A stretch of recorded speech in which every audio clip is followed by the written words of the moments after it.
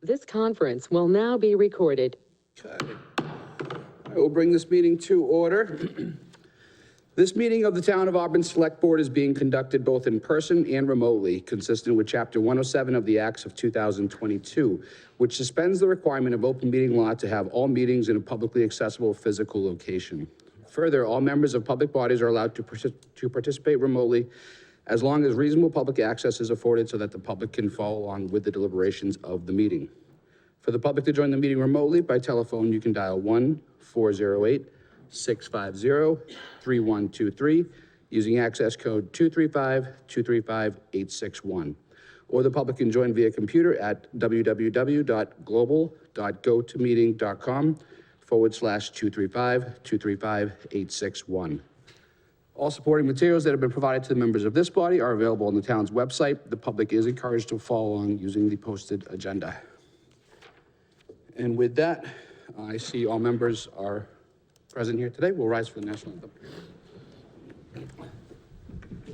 I pledge allegiance to the flag of the United States of America and to the republic for which it stands, one nation, under God, indivisible, with liberty and justice for all.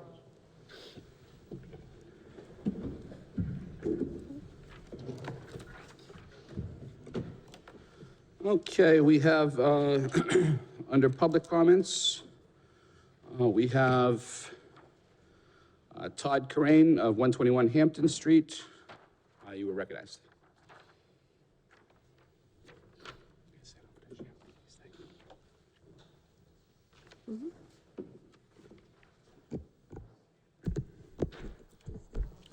Good evening. Good evening, thank you. My name is Todd Corain, and I'm a resident of 121 Hampton Street. Though I am vice chair of the planning board, I'm speaking only for myself and not in any official capacity related to any town position I hold or in relation to my employer. First, I want to thank Chief Lemon for pursuing the grant funding for additional officers that brings on new staff to improve safety on our roads and builds community in our schools without having the taxpayers fronting 100% of the cost. These grants are a great way to meet the needs of the department and the community without impacting the budget in a sizable manner. The rest of my comments will address issue 6C, final development agreement, Perry Place, potential vote. I want to thank the board and town staff for your hard work on this issue to date, and I know that regardless of how you finally vote on this matter, you are doing so with the best interests of the town in mind, and no one should fault you for that. The decision to enter into a LIP agreement and communicate to the state and other regulatory boards and commissions that the town is not only a supporter, but now a proponent of a 40B project is a difficult decision and should only be done, in my opinion, when the town believes that this is a good project, a buildable project, and is able to receive more favorable terms than a quote-unquote unfriendly 40B process to protect the town's best interests. I've reviewed the proposed agreement and would strongly urge the board not to sign it at this time. In my personal view, it falls far short of this threshold and is not ready for prime time. When I last spoke on this issue several months ago, in the beginning of the LIP discussions, I urged the board only to consider it if, one, the developer could provide plans and calculations to demonstrate that the proposed raising of the road to move out of the floodplain was in fact buildable and would not negatively affect the abutters as it relates to stormwater management. And if it could not do that, then to commit to mitigating it regardless of the cost. Two, the developer could provide a traffic impact assessment report to demonstrate that the proposed development would not negatively impact the safety and access of the roadway users on the local roadway network. And if it did not, commit to mitigating it regardless of the cost. That three, the developer agrees to install a perimeter fence between their property and the abutting properties and to install landscape screening such as arborvitaes between the fence and property line. Though these are normally done at the ZBA level, the LIP process escalates the process because by voting for an agreement, the selectmen and town manager are committing the town to not only advocate for, but to be proponents of this project. You're literally saying to the outside world, we want this project, and no number of legal disclaimers about independence, etc. in the agreement will negate the impact the message your signature sends to the boards, commissions, and staff that are appointed by the board and town manager. Not only that, but once you are in for a penny, you're in for a pound. There are no takebacks once this agreement is signed and sent to the state. So you need to make sure that the agreement is truly above and beyond what the town would get out of the normal 40B process. With respect to what the town is getting from this agreement, in my view, it falls quite short. The fact is that 40B is not a license to ignore all rules and requirements. Developers are still required to meet state and federal standards for roadway design, building design, fire code, stormwater management, wetlands, etc., and reasonably mitigate negative impacts on these systems as it relates to safety. Towns throughout the state extract, through the normal 40B process, more mitigation than this agreement provides. The only thing that this agreement provides that would otherwise not be included through due diligence during a normal 40B process is payment to the town of $20,000 a year over 5 years for recreation programs. But even that language is problematic as it does not kick in until after full occupancy. But since quote unquote full is not defined, it will be interpreted to be 100% of the units occupied. That is far outside the control of the town, and as most large property owners will tell you, at least one unit is typically unoccupied in these size developments. Most communities will either tie it to the issuance of a certificate of occupancy or set a lower threshold of 50% or 75%, since that is more of a realistic bar to meet than 100%. In my mind, the promise of $20,000 payment that may never be realized is not worth a yes vote. There's no doubt that Auburn and Central Massachusetts, like the rest of the state, are in vital need of more housing, especially a wide variety of affordable units from 100% affordable to workforce housing and everything in between. But these projects must be well thought out, buildable, and context sensitive to surrounding environments. I am in full support of these types of projects, but to date, this is not one of them. So in summary, I would ask that you not vote tonight, but instead tell the developer that if he wants the board, the town manager, and essentially the town to be a proponent in this project, he must, one, provide plans and calculations to demonstrate that the proposed raising of the road to move out of the floodplain was in fact buildable and would not negatively impact the butters as it relates to stormwater management. And if it did, to commit to mitigating it regardless of the cost. Two, provide a traffic impact assessment report to demonstrate that the proposed development would not negatively impact the safety and access of all roadway users on the local roadway network. And if it did, to commit to mitigating it regardless of the cost. Three, agree to install a perimeter fence between their property and abutting properties and to install landscape screening between the fence and the property line. Four, agree to changing the $20,000 payment to be per year for 5 years following issuance of a certificate of occupancy, or at least a lower threshold such as 50%. Make it true affordable housing project with committals on a certain number of units with varying percentages of AMI. If they won't do that, then they are not really trying to be a good partner, and it can stay a normal 40B where the town can do their due diligence and likely get the same things for them, minus the small $20,000 payout. Thank you. Thank you, Mr. Crane. All right, moving on to public hearings, presentations, we have agenda item 3A, the Town of Auburn Cable Television License Renewal, public hearing. And do we have a motion to open the hearing? So moved. I'll second. All those in favor? Aye. Aye, it is a vote. Do we have a presenter? Yes, Mr. Chairman, members of the board. Bill, I just want to make sure you can hear us, correct? Yes, I can. Okay. Thank you. Just a brief introduction. So attorney Bill August, who is representing the town, is participating remotely. I want to acknowledge and I want to send out a special thank you to members of the Cable Advisory Committee. I know Bill Schiebler is here. Other members, Aaron Keys, Jeffrey Magny, Doug Nelson, and Alyssa Ryan. Thank you for all your hard work. The committee voted to recommend and approve the license agreement and send it to the board for your consideration tonight. So with that, I want to invite up Bill and any other members that may have some comments. And I think you have an opening statement to read, Mr. Chairman. For the motion? Oh, yes. Okay, good evening. Welcome to the Town of Auburn's public hearing on the cable license renewal of Spectrum Northeast LLP, also known as Charter Communications. Notice of this hearing was in local newspapers 2 successive weeks. Copies of the legal advertisements are here entered into the hearing record as ascertainment hearing exhibits 1 and 2. The proposed charter renewal license, as recommended by the Cable Advisory Committee, and which has been available for the public inspection at the clerk's office, is entered as exhibit 3. We note for the public This hearing follows an earlier public hearing at which members of the public and interested persons submitted public comments on the town's renewal needs. Based on information before us this evening, and based on prior public testimony and a prior public hearing included in the advisory committee's recommendation of approval, the Board of Selectmen may take final action on and approve or reject the renewal proposal before us this evening. Public comments, if any, as well as questions to charter should be directed through me, and I will rule whether they are in order. Please keep your comments no longer than 4 minutes. Before proceeding, I would like to recognize Bill, Scheibler? Scheibler, my apologies.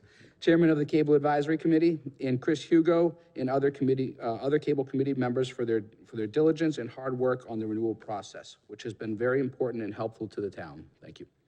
At this time, I will accept comments from the public, if any. Yes, sir. If you could just state your name and address for the record, sir. My name is Russell Talisman. I live at 175 Oxford Street in Auburn. My questions are on a couple. I do have Spectrum Charter for TV, cable, and phone. I'm very, very satisfied with the phone because there's competition, and my rates are wonderful. In my bill, I'm going to have another argument with Spectrum because my bill every year goes up by a certain percentage because they cater to the new clients. They don't really care about people that have been with them for a long time and pay their bills on time. Now, I'm 70 years old, so I'm wondering if there's anywhere possible that maybe senior citizens and maybe veterans can get some kind of a break on it instead of every year I gotta cry and complain for my TV and my cable. Can you please give me some kind of peace of mind? Thank you. Thank you. Bill wants to be recognized. Yes, Mr. August, or Attorney August, excuse me. Right. Russell, I didn't catch the last name. The speaker is in good company. Many share that frustration. Legally, Congress deregulated rates, unfortunately. So, to the extent there was any vestigial rate regulation of BASIC a few years ago, that was removed by FCC rate deregulation proceedings. So at the local level, there is no jurisdiction over the rates. In terms of the senior citizen discount question, we implored Charter to give us a senior citizen discount clause. I've represented, by the way, it's good to be back. I've been counsel to Auburn. This is, I think, my third time, Ed, right? I've been like going back 10 years, then 20 years. In the old days, the prior owner of Charter, it was a different company, Greater Media, used to do a senior citizen discount clause for needs-based, based on income eligibility criteria. The new charter, which was the result of a merger with Time Warner and under completely different corporate ownership, does not do senior citizen discounts anywhere. It's like a firm corporate national policy. So unfortunately, in terms of the area of rates, Congress has set up a framework to make it very rate deregulated. This goes back several years. That's all I have to say on rates. Okay, if I have one more reply, if I may. Yeah. This sounds very confusing because every year when all my rates go up, my internet's going up this month by $25 and my television is going up by $35. So when I get the next bill, I get on the telephone, I cry, I complain, I threaten to go streaming and leave. I talk to this manager, and then I get a more reasonable rate. Why do I Right. have to go through that? Right. And I don't care about Congress says this. It's corporate, it's political, I get it. But, you know, I'm running out of mojo. Right. I've been knocking my head against the same wall because, we've been in the State House and working on different fronts to try to have some modicum of reasonable rate regulation. So they just leave it, as I said. If were the town to attempt to use its authority to impose a different framework over the rates, the town would be in violation of the statute that the technical term is we're preempted.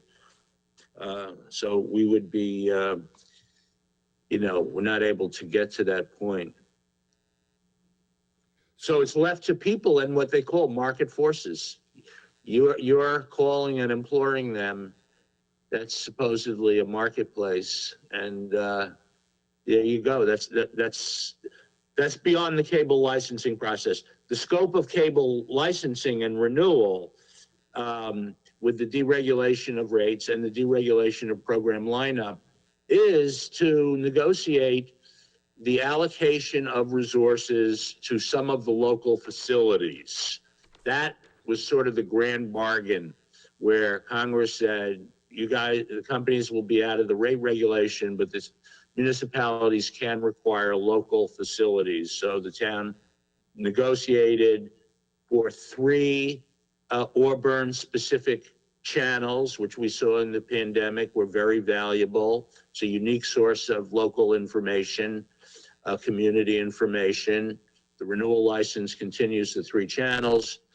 The bottom line on the renewal license, just for the benefit of the public, is, you have these 3 channels. I mean, those are a very, very valuable resource. If you were to put a market value on 3 TV channels in basic service and expanded service, those are worth either hundreds of thousands or millions. So you're getting a resource, and the negotiations with the help of very helpful, I have to thank Bill Schiebler and Chris Hugo and the committee, and Ed, the town manager, and Julie, the predecessor, focused on getting assurances about the continuity of the 3 channels. And we did get a financial commitment to actually increase slight increase in the percentage that goes to the local channels. It went up from 4.5% to 5%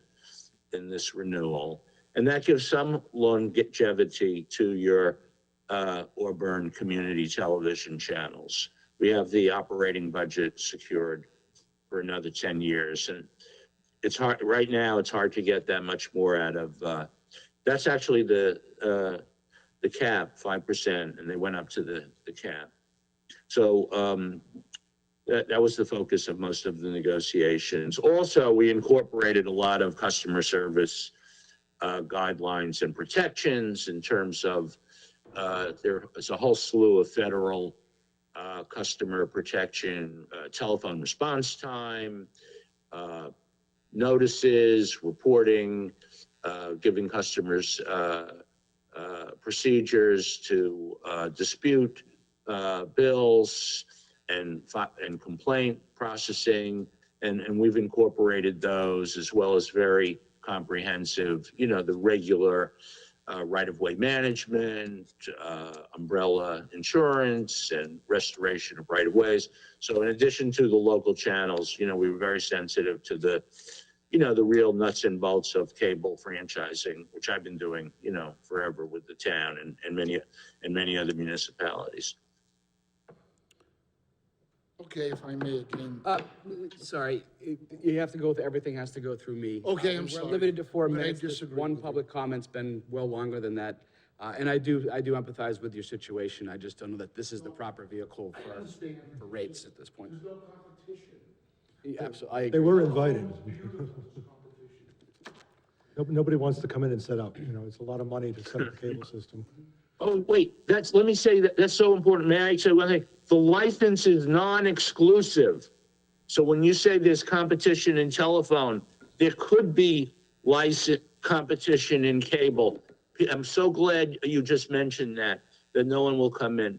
This license is explicitly non-exclusive. If there were a competitor, like Verizon came into some communities years ago, this license opens the door. We could give them the red carpet treatment. So the lack of competition has nothing to do with the document. It's explicitly non-exclusive. Just no one is willing to show up right now and apply for a license. Any further public comment? Okay. Did you have anything to? No, not really. I mean, the prices are set by the state, so whenever Charter wants to raise their prices, they have to go through the Department of Telecommunication and they approve it, similar to electric rates, things like that. So if you want to complain, that's the agency to complain to. Yep. And we do have that address on our page on the town's website. Okay. All right. Any questions from the board members on the license agreement renewal? Let me just footnote one thing. The state regulation was only a basic service, but none of the tiers above that. And most of the subscribers buy up through a higher level. So it ends up being like a shell game because most of everything else, like where all the action is, the expanded basic is beyond the state oversight. Thank you. Do we have a motion to close the hearing? So moved. Second. All those in favor? Aye. Aye, it is a vote. And do we have a motion? I have the motion if anybody would like to. I guess I will, Okay. unless Sarah wants to. She looks like she's Do ready. you want me to?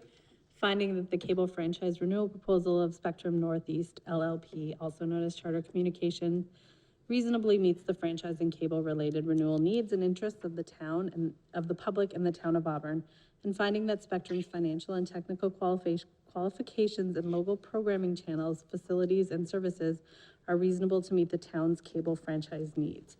And in accordance with the recommendations of the Town of Auburn Cable Committee in favor of Select Board approval of the Spectrum renewal license. I move that the Select Board, as a statutory cable license issuing authority for the town, vote to accept and approve the renewal license agreement with Spectrum effective April 10th, 2023, and execute the renewal license. Can't read today. Now, we have a motion. Do we have a second? Second. Motion and a second. All those in favor? Aye. Aye, it is a vote. Does the board wish to sign this now? Yeah, we can sign that now.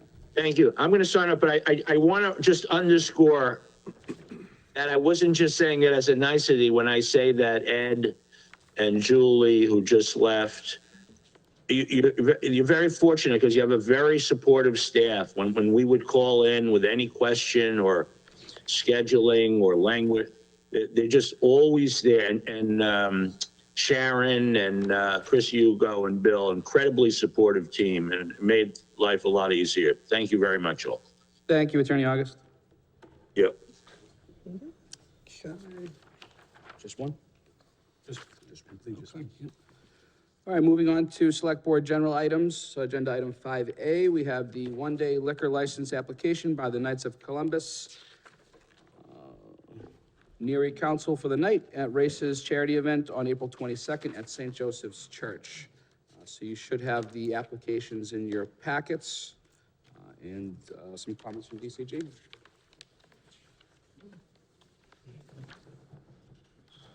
You could have a seat up here if you'd want, sir. I'd rather not. You could, or the podium, whichever you prefer. It's okay? Yeah, it's fine. It's easier to stand up. I had my hips redone 8 weeks ago, so. Oh, jeez. It's wonderful. Everybody should try it. My name is Joseph Butler. Do you know my address too? 18 Yes, please. Marion Avenue, Auburn, Mass. Thank you. After a 3-year hiatus, we're trying to do our Night at the Races fundraiser again. And for you guys that weren't on the board in 19, we basically set up a dinner, then we set up some fake horse racing. We have 6 races, we have raffles, and we have a lottery board and stuff like that to raise money. Half the money goes to scholarships for Auburn seniors, and the other half goes to charities. Excellent. And so we do drink beer and wine. So that's why we need the liquor license. All right, very A good. few extra dollars for the kids. Do we have any questions from the board members? No? Any questions from town administration? Mr. Chairman, I reviewed the application and the comments of the DCG. I have no issues with this right now. Excellent. And with that, do we have a motion? Mr. Chairman, I make a motion that we approve the license subject to our normal verbiage. Absolutely. Do we have a second? I'll second. Motion and a second. All those in favor? Aye. Aye. All those opposed? It is a vote. Mr. Chairman, I would make a motion that we waive the fee for the one-day license. Okay, do we have a second? I'll second. Motion and a second. All those in favor? Aye. Aye. It is a vote. Thank Thank you, you very guys. much, sir. Best of luck at the event. All right, moving on, we have the seasonal open air license on town property, the Auburn Junior Women's Club for the annual duck race fundraiser at the Auburn Library.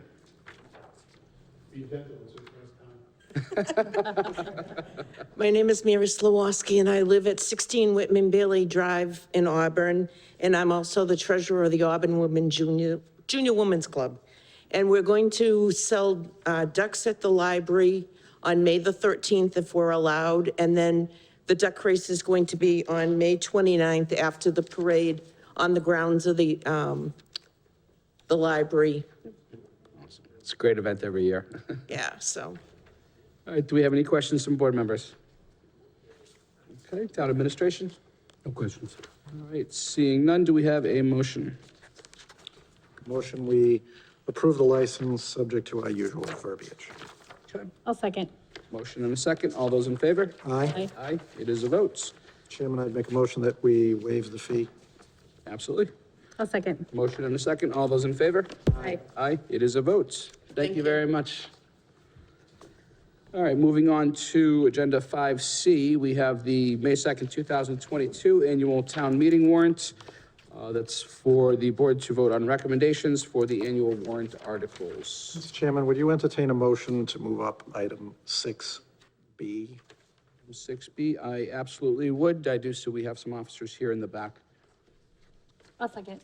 Motion and a second. All those in favor? Aye. Aye.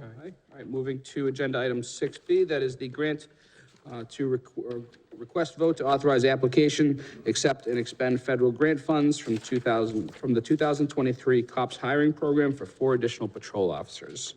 And I see we have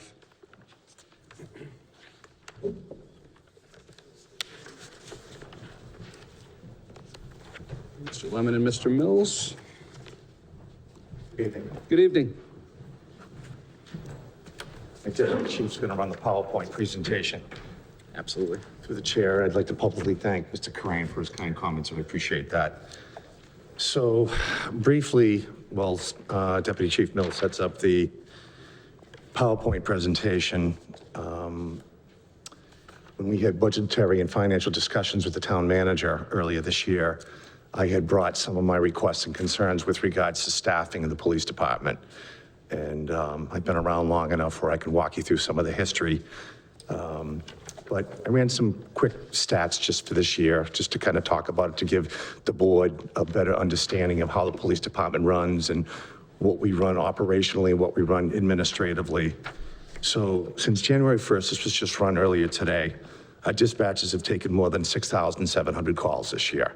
We've had a banner year. It's been very busy. The officers made 92 arrests. They've charged another 84 people by summons. We have written more than 395 reports of all different types. Detective Bureau have written numerous search warrants and had an unprecedented year with 10 sudden deaths in town. I attribute a lot of that to substance abuse and the opioid problems. Our officers written more than 120 crash reports, not including the minor paper exchanges to help with people with, and all of our traffic officers and patrol officers have written almost 500 citations this year. Over the weekend, we had a we had a pedestrian crash. It was a very busy weekend. We had multiple arrests at the mall, and we had a very serious pedestrian crash on Southbridge Street, and that quickly dries up our resources. The afternoon shift was, couldn't even answer any other calls. We were able to get some assistance from Mass DOT, who brought some signage down to help us close off roads while it was investigated, and those are lengthy investigations. So after I had talked with the town manager, this DOJ grant presented itself. There's actually a couple of them. One was from the grant money from the federal government to bolster school safety. And we had already had discussions about looking to add an additional school resource officer in the schools. And if that money was available to help ease the financial burden of the town of Auburn, I definitely thought it was the way to go, and the town manager did as well. And then there's another Staffing the Cops Fast grant. The grants are competitive. We generally run, just to give the board an idea, for almost 20 years, we've had the same staffing levels for the most part, meaning minimum staffing is a supervisor and 3 patrol officers. It's been the same. And I know you've heard me ad nauseum talk about my residents' requests. Number one request has been consistently traffic support and traffic enforcement on our primary and our secondary roads. And I agree with them. We're in a unique situation here in town, but we often don't have the resources to be able to do that. So I'm requesting the board's permission to allow us to apply for this grant. It will serve a few different purposes. It would serve to help fund the school resource officer that the board has previously agreed to. And that will allow me to put three more uniformed personnel on the road. Ultimately, similar to the fire department, I would like to get my staffing up so I have 4 patrolmen and 1 sergeant that's minimum staffing. And that's kind of where we're at. Everyone knows that works in companies, you know, your workforce ebbs and flows. I've got a patrolman that was just promoted to a second lieutenant in the military, and he's being shipped off for another 5 months. I have an officer that's been out for months on IOD. I have another officer that just got injured over the weekend, and it proved challenging, especially when you have to fill for vacations and all of those things. And we come into our summer months that are very busy. So that's it really in a nutshell. If Scott wants to go through the presentation. So the grant hiring program pays up to 75% of the entry-level fringe costs for the positions. It's $125,000 max per position for a 3-year period. Assuming the step 1 salary for a patrolman is $58,600 and change, and fringe costs are $98,609 per person. The initial hiring costs, the screenings and the equipment and the academy tuition, we can absorb that in our budget that we already have. Program parameters require a minimum of 25% local cash cost share at the grant program would pay for $41,666 per officer for the 3-year grant period, and they must be retained for a minimum of 12 months after the initial 36-month grant period, and the funding source must be identified for a retention plan. New positions are added over and above what's already budgeted for the 41 positions that we currently have. With your approval, the deadline to apply is May 4th, and we would be getting on that right away to make sure we meet the timelines. What we do with the extra positions, the intent, like I previously spoke, would be enhanced school safety and traffic enforcement. One additional body would be dedicated to the schools, as the SRO necessity for having 1 for 5 schools is less than ideal. Our SRO currently handles any and all calls with school-age children in town, as well as meeting with all the school principals and department heads, and he manages to try to do traffic at all 5 schools and shares between the package hog and the Swiss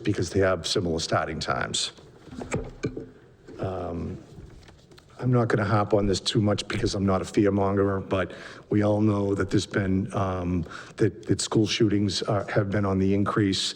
We saw with the shooting that happened today in Louisville, that critical response time for police are just that. They're critical to get there to get to the threat. And I just heard a statistic on national news today that said that these active shootings have doubled in the last 2 years. So I think adding additional public safety personnel on the police department side, and I think the positions that we're asking for is a meager ask at this point for the challenges that we have on the police department. I'm not going to do death by PowerPoint here because you have the material in your packets, but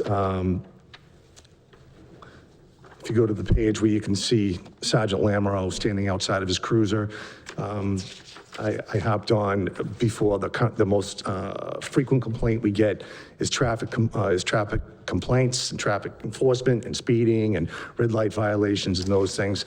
And I will publicly say that those things are very important to me. They always have been.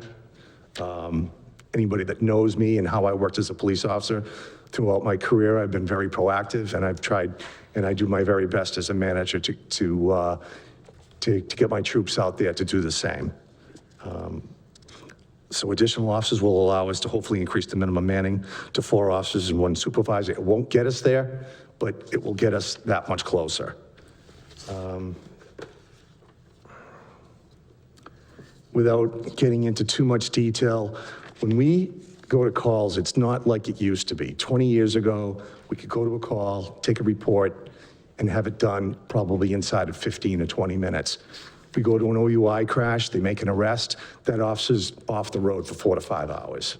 And that takes away from those resources. So for minimum manning, he makes an arrest, and it's a multiple officer call because we have to bring in officers off the road to assist with the booking while the officer does the police report. So it's policing and police reporting is definitely a challenge. So you can see before you the statistics from the previous years. Obviously, the calls went down during the pandemic because people weren't calling the police. They weren't calling the fire department for ambulances when they were really sick. So we saw that on both sides. But the calls for service are increasing. And I think that essentially wraps up my request.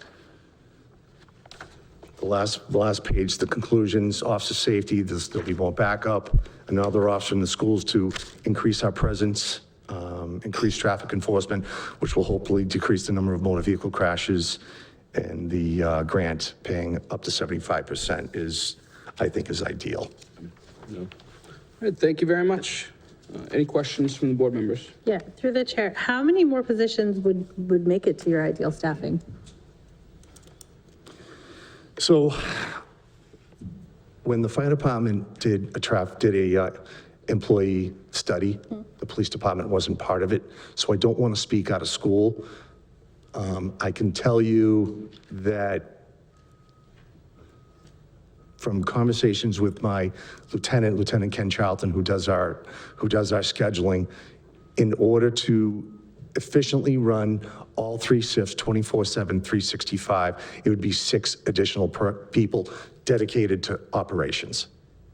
The 4 that I'm asking you for, 1 is the SRO that we already agreed to, and if I'm able to do it, I'm going to staff a 3 to 11 officer dedicated in admin position for traffic enforcement. Okay, thank you. Welcome. Mr. Chambers? So you mentioned step 1 in your presentation. How long does it take an officer to get to step 2 or the next step? Is that use of service? Is it based on skill set? I think we have, 8? We have 8 steps. The last collective bargaining agreement that they signed, the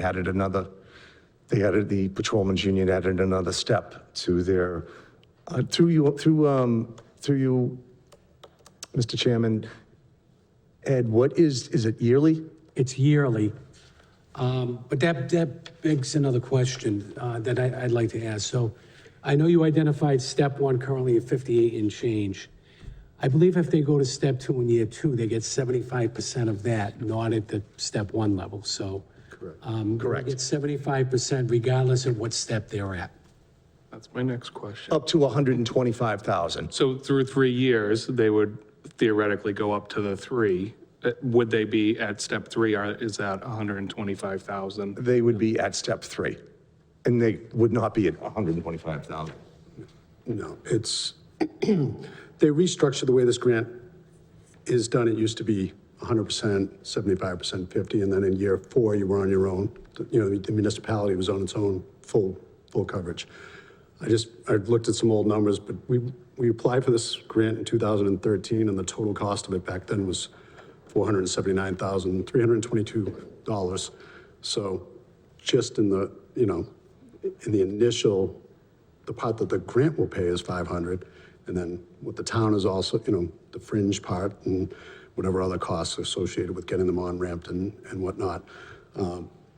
It's a great program. As the chief mentioned, there's 225 awards are going to be made nationwide. Some preferences given to people or to municipalities rather, that applied and did not succeed last year. So it's nothing ventured, nothing gained, I guess, you know. And if I may, I think the incremental increase between steps is about 4.5%. So through the chair also, so we're looking, the grant covers the 3 years, and then we're paying 100% on the 4th year. Does that need to go to town meeting for that increase, or we're just asking for that additional budget in that 4th year? No, I think town meeting's role is to meet the recommendation for appropriation, to meet the obligation for that year. Yes, I think by allowing the police department to move forward with this grant, you are committing future dollars towards those officers. But it gives us an opportunity to, over that 3-year period, to set money aside to meet that obligation. Thank you. Any further questions, Mr. Carpenter? Just from a perspective of workforce management, what is the plan for doing a study of not just the police department, but the other departments at Town Hall and DPW? So I think our staffing levels are typically measured by what other communities are doing as well. We do a salary survey in comparison of staff with our comparables, and we seem to be in line with what they have. We did have a study done by an outside consultant that reviewed our job descriptions and looked at the staffing levels of all the administrative aspects of town government. There were no deficiencies or inadequacies that they identified at the time. In terms of the police department, I believe that's well overdue. And certainly I think that's something that the town should consider in the next year or two. I can just follow up. How long ago did we do that survey of the administrative functions? 2 years ago? How often are they usually done? I don't recall it ever being done. We did have a salary survey done, but not a review of and a change of all the job descriptions that I can recall, so. Yeah, I'm not necessarily concerned about the job descriptions, because I'm sure they're probably working well beyond whatever's in their job description, because that's usually what happens. But just trying to get an idea of what the expectation can be, and I think town meeting should get an answer to that as well. You know, what is realistically, what is the police department, the fire department? Because your call volumes seem to be growing by leaps and bounds on a yearly basis. So it's not like they're growing by, 1%, 3%. They're growing by 10% or more. So this is a serious issue that we need to plan for, obviously, which I know you're doing. But I think this is an initial step, but, I think town meeting is going to want to know, what's step 2, what's step 3, because this is just the Band-Aid. So what's next year? What's the ask next year? And how are we going to pay for that? If I may, I think the metrics is somewhat different when you're looking at the operations of the police department versus town government. as we bring on more technology, a lot of the processing is done electronically and not so much by hand in the old days. So those kinds of things have to be examined and considered as well. What enhancements are we gonna make from a technological point of view? And how's that gonna impact our personnel? So, a point well taken. I think that's something we can talk about and maybe propose to have done. So, thank you for. Thank you. No, thank you. One other thing I'd like to add, I know the chief and the deputy chief, we had some intense discussions about staffing, and at the time, I recommended one patrol with a start date of January. At the time, I didn't know the level of state aid at the time, and I was quite honestly looking at an overall operational deficit. That being said, I was committed to both these gentlemen here that I would revisit it in the fall. And quite honestly, I would prioritize that second position because it was not only a concern of town administration, it was a concern of the finance committee and a concern for overall safety for the police department.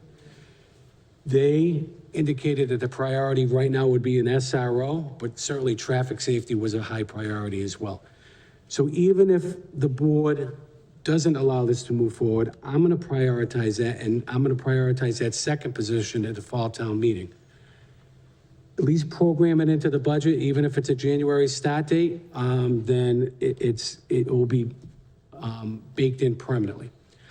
In terms of the funding, the one position that's programmed now, we are suggesting be part of this request.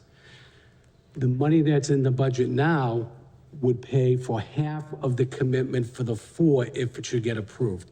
So the overall impact, if the 4 should get approved on the FY24 operational budget, and all depending on the start date, even if we were to get them all by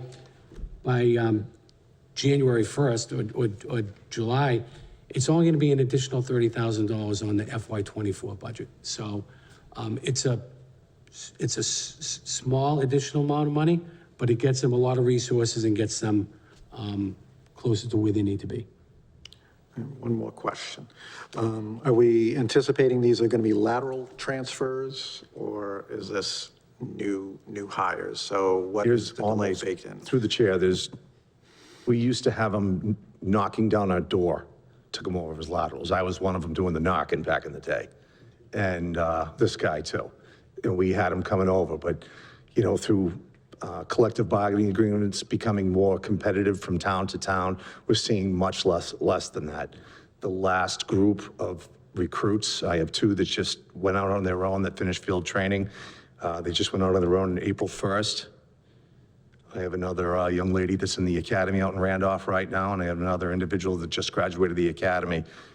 Those 4 individuals that we picked were out of 150 names out of civil service, which lends a whole nother topic of discussion, which is why towns across the Commonwealth are dropping civil service like a hot potato. But that being said, most likely there'll be new hires, new recruits through the academy trained, and that's what I anticipate. How long will it take them between hire and them actually being competent to be on the street? So you get this, you get the person in January. Realistically, when does the impact actually help the department achieve some of these goals? Because I want to see as many traffic, protections as possible. It's a year. Okay. That's it, I'm done. Thank you. All right. Any questions for administration? Nope. All right. So do we have a motion? I'm going to make a motion that we authorize the application, acceptance, and expenditure of the federal grants for the 2023 COPS hiring program for an additional 4 patrol officers. Second. Motion and a second. All those in favor? Aye. All those opposed? All right, it is a vote. Thank you very much. Thank you. Thank you. Appreciate the support. All right, going back to agenda item 5C. Again, that is the annual town meeting warrants, and that is for the board to vote on recommendations for the annual town meeting articles. Mr. Chairman, if I could ask, is anybody here for item 6A? And I think we have plenty of people here for 6C, so I would just asked that we move those up if, in whatever order.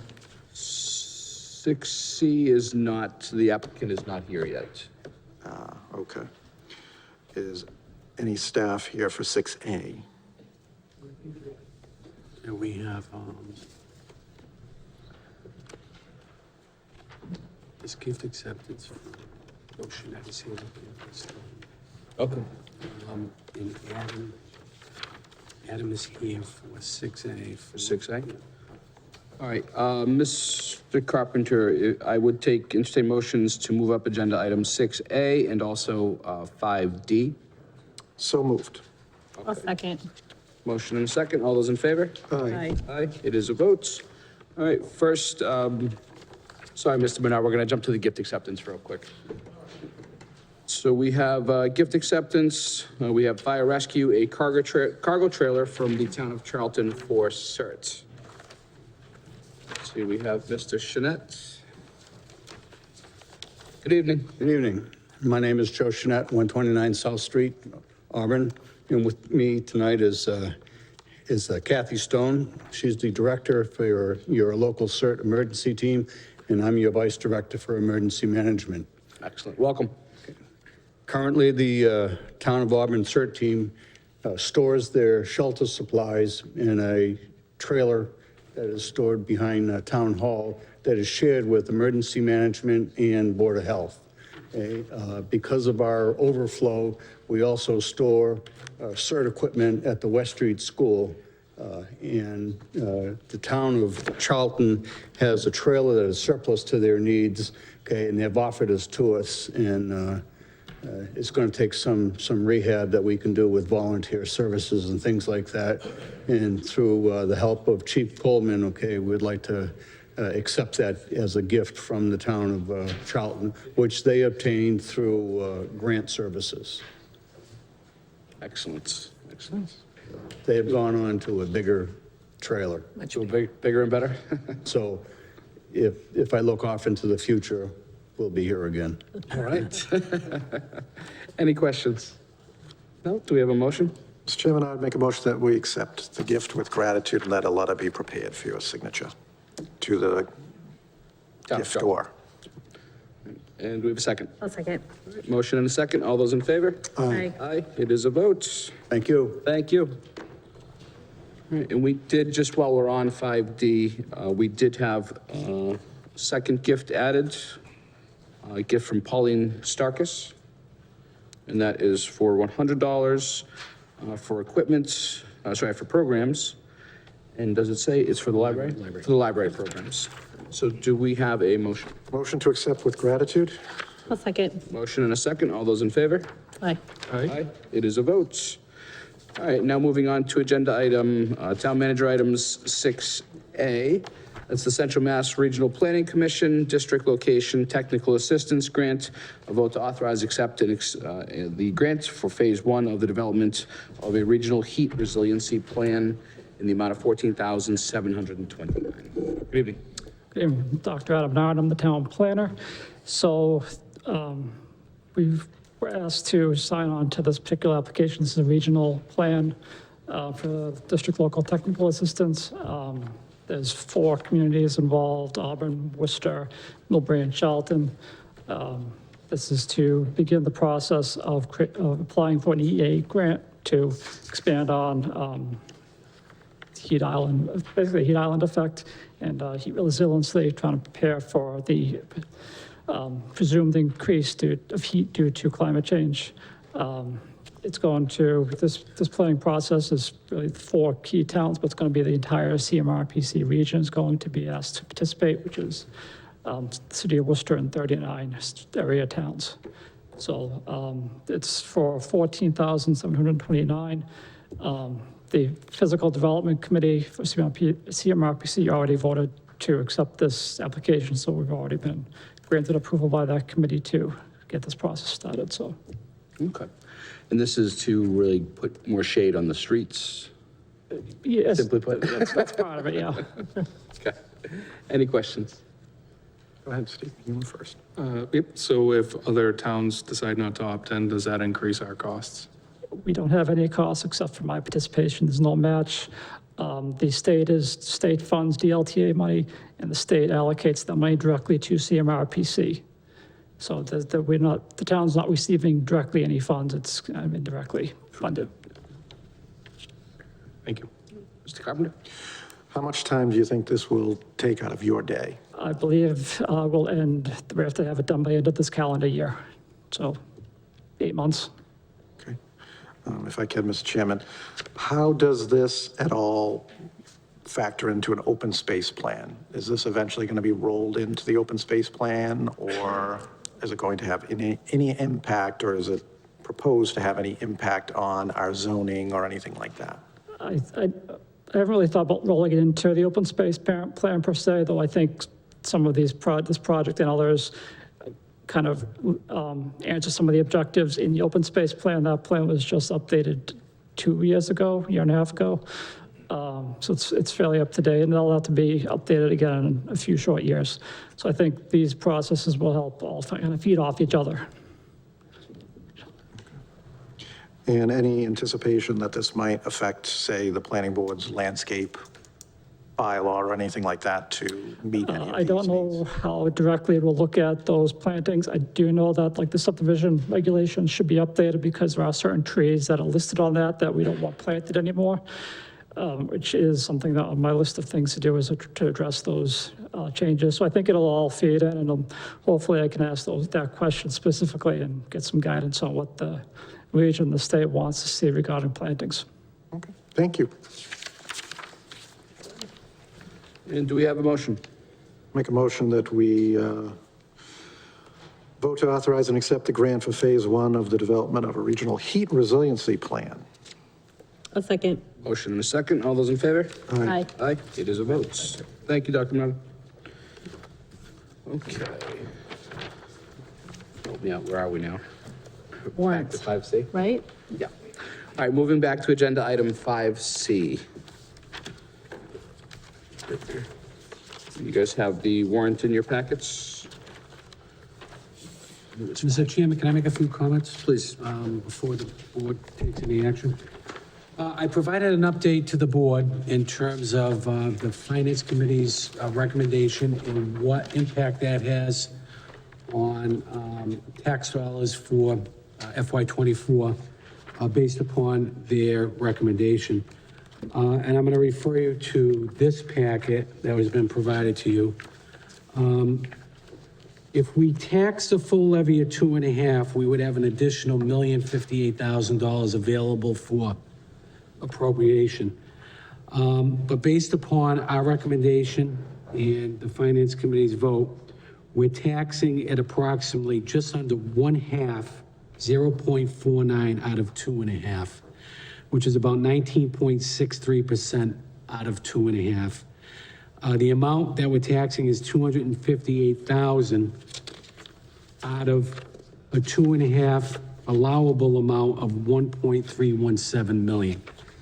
So that's good news.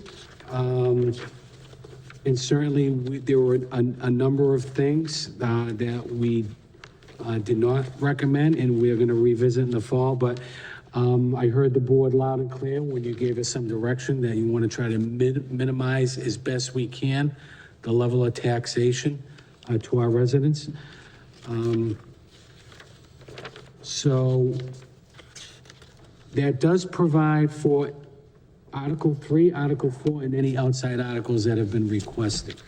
There was one article that the Finance Committee did not take, or several that didn't take any action on, but that's not going to have any impact on the total tax levy, those articles. So with that, I just wanted to give the board a brief update. And once again, the summary of the finance recommendations have been provided to you as well. I know that was of some concern last year, and we provided that for you in advance.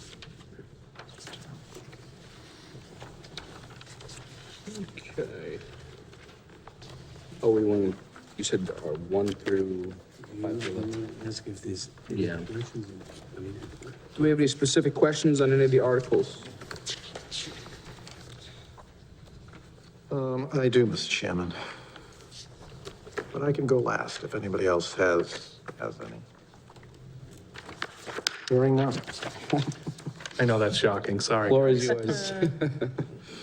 Article 16, which is about the opioid settlement, and it talks about a special purpose stabilization fund, and I don't recall ever seeing that wording in the warrants that I've looked at, so just kind of FYI to me, why that structure of an account, and who will have control of the account, and what will the expenses be eligible to? Very good question. So, I think the prior town manager informed the board, and I was present at the meetings, that we were part of a class action suit that sued some of the providers for opiate prescriptions.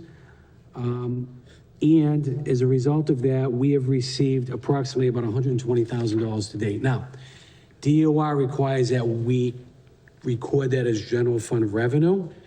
Problem being is we can't use that for any educational purposes, any health-related purposes, because we're not allowed to set it aside.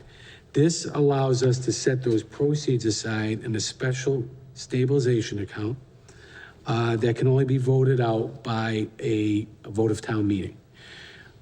So in all revenues received from such settlements would go into the reserve account, and it can only come out by a vote of town meeting on a 2/3 vote, just like any other stabilization account. We would make a recommendation for those purposes after consulting with the schools, Board of Health, Public Safety, whatever need is out there that would best suit our community, that's what we're gonna make a recommendation for. Is this a 2/3 majority of town meeting? Yes. Yes. Voted out of the stabilization? Just checking, it's been a few years. Article 18, can you just give a brief overview of that, which is about the bond premium reserve account? So the last time we went to market, we had a bond sale of a little over $5 million. We forced a premium on that. That premium resulted in revenue to the town of $400,000. The law has changed since then. That $400,000 now can only be used to pay down the debt and interest on that bond for a period of time. Prior to that, we were able to reserve it, which we did, and use it for other capital needs consistent with that are eligible under any bond sale. There was a need that arose as a result of filling several positions that were vacant in the police department that warranted an additional vehicle per shift. During COVID, we couldn't even get vehicles. There was a backlog, there was a wait.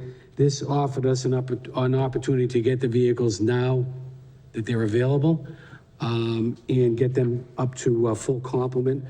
Now that we've filled all those positions, we have currently no vacancies, so there was a need for those vehicles.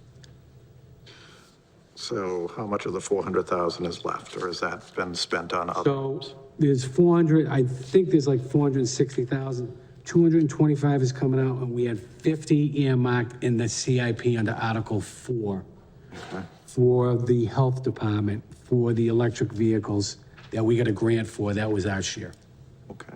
Now, these are not replacement vehicles, these are new vehicles? This is adding to the fleet, not replacing? I think a vehicle or two has been retired as a result of these coming on. I think there was just a vote by the two. I'm getting two vehicles have been declared surplus by a vote of the board. Okay. Thank you. And I just had a question on the Article 24 and 25 and 26, just a general understanding of what caused those needs, and So our DPW director is here. I think she could best fill in the blanks for you, Mr.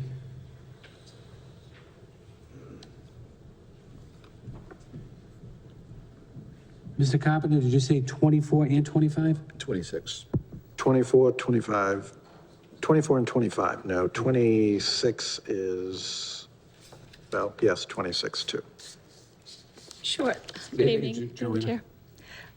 So Article 24, we're asking for $150,000 from the sewer retained earnings for a design of remediation of one of our largest pipes that carries sewage from Goddard Drive down to Route 20 towards our last pump station. That was the result of our evaluation that was done a few months back, that was finalized, and that we had an evaluation done of what was expected to be our worst 10% of our sewer infrastructure, and that was one of the priority areas that was identified. Thank you. Then 25 has got to drive to Route 20. I apologize. So 24 is, so that was 25.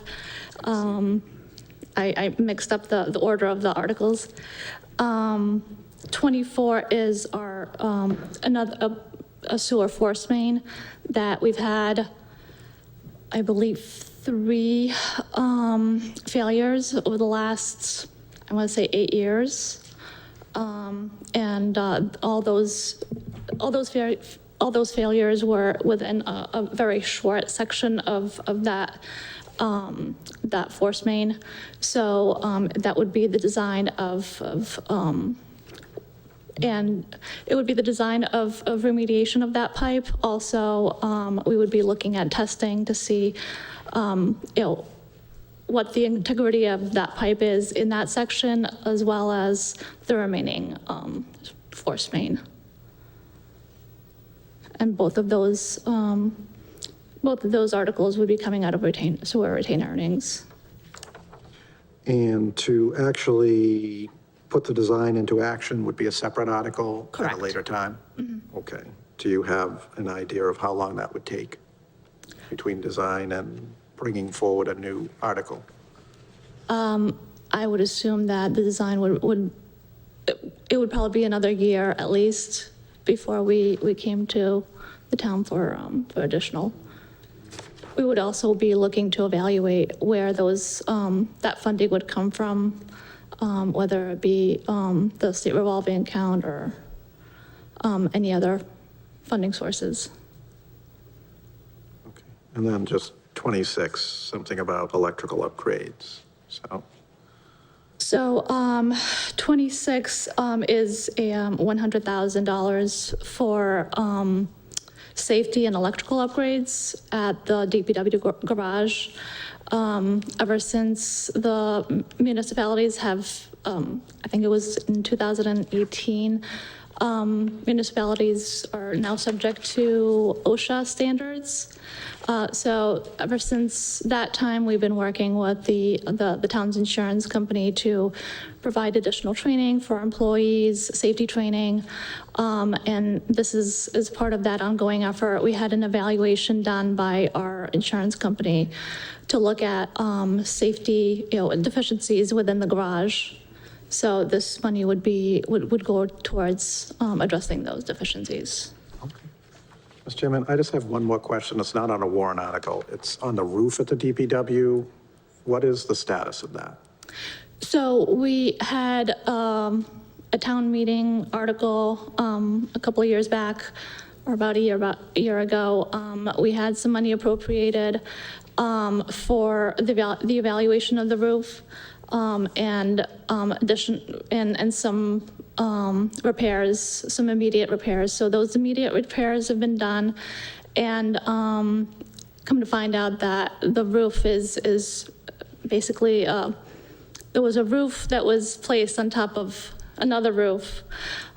So we're going to be moving forward with a complete design. So we're going to be looking to to have a design done for a total roof replacement. Okay, thank you.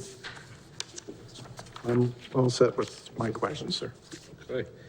All right, so to the board, do you have any preference as to how we go through this? We can go through it in its entirety. We can go through it piecemeal. Does anybody have certain warrant items that they do not want to recommend? Kind of taking your guys' lead here. I would like to, personally, the zoning articles, which are at the end, which I always say they should be at the beginning, because by the time you get to them, everybody's exhausted. So in fairness to the planning staff, it would be nice if once in their careers, they actually get to be first on the agenda. All right, so 27 and 28 we'll take separately? That would be great. Okay. All right, and do we have any motions? On Articles 1 and 2, those are, well, one directly impacts us, and the other one is more of a housekeeping matter. I would just make a motion that we defer to the petitioner. Second. Motion and a second. All those in favor? Aye. Aye. Aye. All those opposed? Aye. It is a I'd rather vote. just- All right. And otherwise, sounds like you guys want to go piecemeal, so Article 3, do we have a motion? I'd make a motion on, sorry. Was it 1 through 12? Oh, we did 1 and 2 already. I'm sorry. 3 through 12? Yep, 3 through 12. That we, sorry, I forget which one it is, recommend. Yep. We have a motion to recommend Articles 3 through 12. I'll second. Motion and a second. All those in favor? Aye. Aye. Aye. There's a vote. All right, that leaves 13 through 27. Mr. Chairman, Article 13 is something that we've done every year since they established the fund. So McKinney-Vento is monies that we get from the state, and we have to appropriate out of general fund revenues. Is that correct, Mr. Kazanovich? Article 14, McKinney-Vento. Right, McKinney-Vento comes in as part of the state aid. So that number's not known yet, so my guess would be, my guess would be probably there'll be a motion to postpone this until the fall town meeting, unless a number is known at the time of town We meeting. haven't gotten it yet. Oh, we do have a number. Through the chair, we did receive the number from Jesse today for the homeless transportation. I apologize, I just saw that. So the amount that is being requested is 4,142.05. From the McKinney-Vento Yeah. receipts. Thank you. Yes, thank you. I'd make a motion, Mr. Chairman, that we recommend both. 13 and 13 and 14? Correct. Okay, we have a motion. Do we have a second? I'll second. Motion and a second. All those in favor? Aye. Aye. Aye. All those opposed? It is a vote. All right, moving on to Article 15. This is something that we get an appropriation, correct, Mr. Kazanovich? Yes, Cecilia, was that you on the call? Yes, it is. So foster care transportation, I know you called the office today and requested that one of them is going to be removed, but we don't have the opportunity. Okay, that would be the foster care one. There were no receipts taken in the previous year in FY '22, so we will not be getting reimbursement for foster care this time. So we were going to remove that, or I'll speak to that town meeting, I guess, or Dr. Chamberlain will. That will just not, we'll postpone it indefinitely. This is the one they want to remove? This is the one they want to remove? This, So 14 is being removed. 14, although The because, one for sorry, 15. DEF transportation. 15, because it appears on the warrant and it was already, Finance Committee already took a position on it, we can't remove it. But the school department is going to, through a motion, is going to make a motion to postpone this indefinitely, so I would just defer this one to the petitioner. Make a motion, we defer to the petitioner based on the information we received from the school committee. Do we have a second? I'll second. Motion and a second. All those in favor? Aye. Aye, it is a vote. And Article 16, Mr. Carpenter had already asked questions on that one. Make a motion that Articles 16 through 22, recommend. I'll second. Okay, motion and a second. All those in favor? Aye. Aye. Aye, it is a vote. Okay. And moving on to Article 24, that was what was just explained to us. I'd make a motion that we recommend 24, 25, 26. Okay, we have a motion. Do we have a second? I'll second. Okay, all those in favor? Aye. Aye. Was 23 included in that one? No, that's, I think we skipped 23. Yeah. My That was apologies. in your other motion. That was not, sorry, I was, This gets tricky. I know, I was like, wait, am I missing? You keeping up with us, Sharon? I'm trying. go back to All right, back Article to 23, please. I'll make a motion to recommend. This is just leftover money, Mr. Kazanovich, in the account of the town meeting. Right, this money came in after the close of the fiscal year, but it's intended to offset expenses that were used in support of election-type activity? Okay, so it has no effect on the tax. No. I would make a motion to recommend. second. Okay, all those in favor? Aye. Aye, it is a vote. All right, that brings us to the zoning articles, Article 27. I would make a motion, we defer to the petitioner. Second. Motion and a second. All those in favor? Aye. Aye. Aye, it is a vote. And Article 28. I'd make a motion, we defer to the petitioner. We have a second. I'm not seeing 28. Where did it go? Right here. I will second that. Okay, motion and a second. All those in favor? Aye. Aye. Aye, it is a vote. Thank you.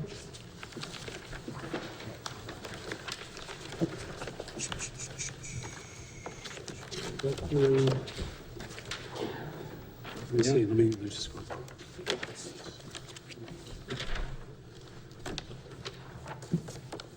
We'll do 60. Yeah, yeah. All right, so we have, we've already done 5D, and there's no proclamations and recognitions. Okay. I believe Jim's here. Mr. Chairman, I see the planner here. Is he here for the housing production plan survey? He is, yes. To entertain a motion, and I apologize, I would have done it as part of 6A. Absolutely. To move this forward so that he doesn't have to. Okay. Do we have a motion to move agenda item 6D up? A second. Motion and a second. All those in favor? Aye. Aye. Aye. Votes. Sorry. Hi, good evening. The town is in the process of updating its housing production plan. CMRPC is the consultant for that plan. As part of the planning process, we're looking for public input, such that the survey is being distributed. It went live this past Friday. It's going to be up for about 6 or 7 weeks. Encourage everybody to take it. There's a link on the town's webpage. There's also a link on the Facebook page. There will be hard copies available sometime this week at Town Hall and the Public Library. So we just want to encourage everybody to take the survey. There will also be a public forum, maybe later this summer or early fall, to get an opportunity for input. So I'd encourage everybody to distribute the survey best you can. Thank you. Thank you. All right, moving on to agenda item 6C, we have the final development agreement for Perry Place and potential votes. You should have the development agreements in your packets along with the exhibits provided by the applicant. Good evening. Good evening. All right, so this has gone back and forth between the applicants and town manager, and myself, and counsel for both sides, really addressing the concerns that we spoke of, seems like several months ago now, in terms of what the developer would agree to do to offset the impacts of this project. Did you guys get a chance to review it? Did. Yeah. Okay. Any questions?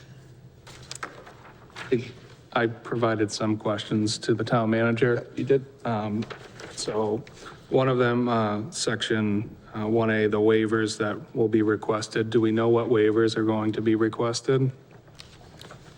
So under the 40B, they actually will list the waivers that 40B is allowing. So obviously you would, like when we're doing our LIP the application to the state, it would say, you know, what the current zoning is, and obviously going through a 40B, those are the waivers that they would be giving. We're not seeking any waivers from the town, but obviously under a 40B, we don't have to conform to the typical, you know, the bylaws, you know, obviously single family or setbacks or anything like that. So that would be the waivers, but there's no waivers that we would be looking for from the town that the state doesn't give us.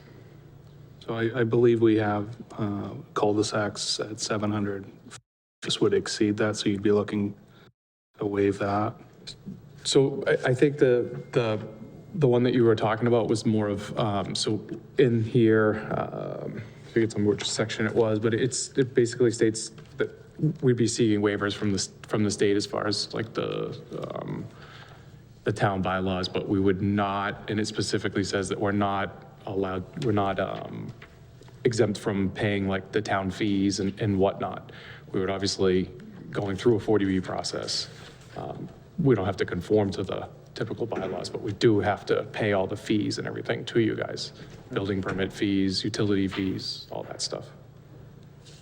Section 1D, number 10, it does tie to the occupancy, the gift, and I didn't know if,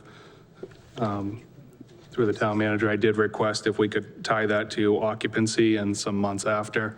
Again, I don't know what occupancy looks like. I don't know what your prices will be on the non-affordable units. So, I mean, the market can dictate a lot of things, and I'd like. So when you're talking about the occupancy, is that for the donation? Correct. Correct, yeah, okay. So, you know, we tied that into the occupancy permit for the final occupancy. Obviously, it's per building, right? So as we're building them, we would get the occupancy for that building, for each building. Yep. You know, coming in, we would obviously do the 3-story building, the smaller building, much faster to build, easier to go, but we would immediately be going to the other ones. We really wouldn't hold up an occupancy permit. I mean, I'm fine if you wanted to change it, but we wouldn't hold up an occupancy permit No, for. so I think the agreement was it was all based on 100% occupancy. See, I think that's where the confusion is. Oh, I got you. Questions. It's the issuance of the permit, not them filling the units. That's not what I read. That's why I. Oh, you know what? I didn't think of it that way. I just automatically read it the other way. Let me take a look at that again. I get what you're saying now. Section D, number 10.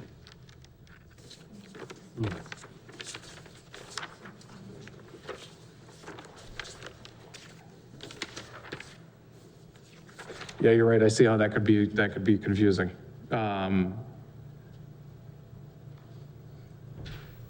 After issuance of occupancy permit? Yeah, I was in issuance of an occupancy permit. You're right, full occupancy. You're right. You're absolutely right. That was the understanding of the parties. I think that got lost in translation. It was, absolutely. Yeah, because we all just were on the same page that it was with the issuance of the last occupancy permit. Okay. So again, my understanding is that safety is going to be something. So this is a long drive, and you're going to be seeking the waivers from that. But there's no second egress. I don't know if that's an actual safety concern that the state would recognize, but it's one that I recognize, and something from my time on the planning board we've had other developers do through the site plan. And I understand you're not going through site plan approval, but I think this process, if it's not vetted out, we're pretty much stuck with a 1,200-foot cul-de-sac in there with some concessions that you guys made to widen it, but looking at those plans, again, I'm not driving the emergency vehicles around there. It does look tight, so it's concerning to me. Did you have those concerns addressed with the fire department previously? You did? Yes, we did. We've changed the plans multiple times in order to satisfy them, and that was actually why we widened the road, proposing to widen the road coming in also. I did reach out to town council. I haven't heard back about section 3. I just want to understand, like, duly influenced proceedings or unduly influenced proceedings. So I just want to make sure us as a board can vote one way, but as individuals, we still have the right to attend hearings and speak as citizens.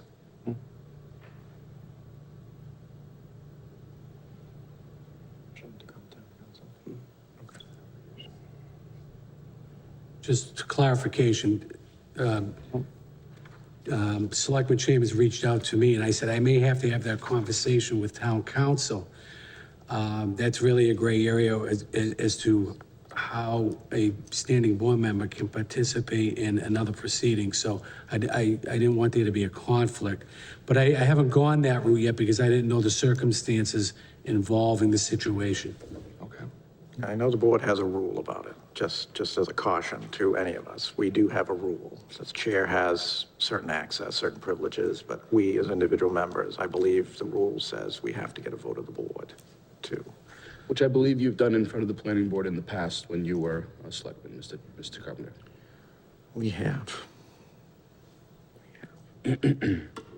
I do have concerns again. I know Mr. Crane brought up earlier regards to traffic and drainage, and I know the residents have had lots of concerns around the drainage. I'm not sure this agreement fully protects us. It seems pretty ambiguous, so those are. Again, this is why, I mean, I don't want to speak for the developer, but that stormwater calculations, we're just not ripe to really go through all those calculations at this point in time. Concerns are fully warranted, but I believe that's a step you have to take as the process goes forward. Yeah, so typically how it goes is obviously we enter into this agreement, then we send it to the state. The one that we're working on right now, we're about 2 months in, roughly, of, sending all of our application and everything in. Then the state will come out, they would do a site walk, they do a site visit, which is basically just a quick visit. Then they give us our eligibility letter. At that point, then we start going to the zoning board.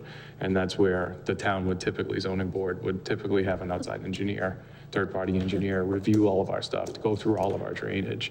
That's where like the real meat of the project really comes in.